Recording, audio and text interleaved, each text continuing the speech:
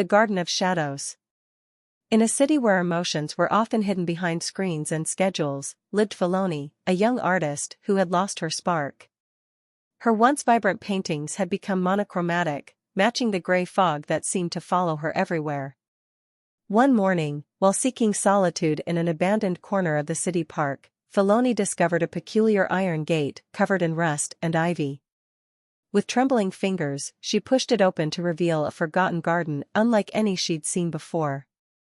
In this garden grew flowers she had never encountered, blossoms that seemed to pulse with inner light. A patch of deep blue flowers drooped heavily with sadness, their petals catching tears of morning dew. Nearby, fierce red blooms burned with anger, their thorny stems twisted and sharp. Anxiety manifested as trembling purple flowers that shivered even without wind, while fear took the form of pale, ghost-white buds that refused to open.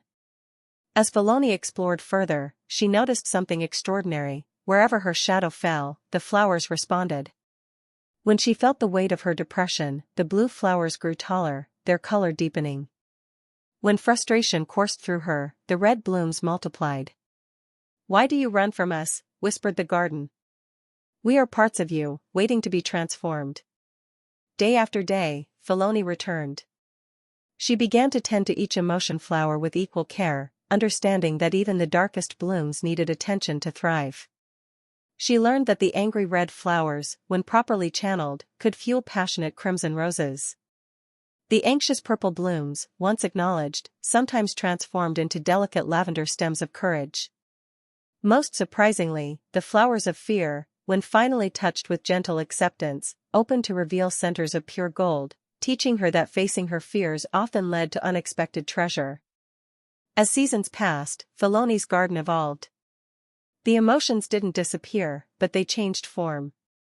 Depression's blue flowers learned to dance in the wind instead of drooping. Anxiety's trembling blooms steadied enough to support butterflies. Even the thorny stems of anger softened, creating natural boundaries rather than barriers. Filoni began painting again, but differently now. Her art embraced both light and shadow, creating depths she had never before achieved. The fog that had followed her transformed into a gentle mist that added mystery and beauty to her work. Other lost souls sometimes found their way to her garden.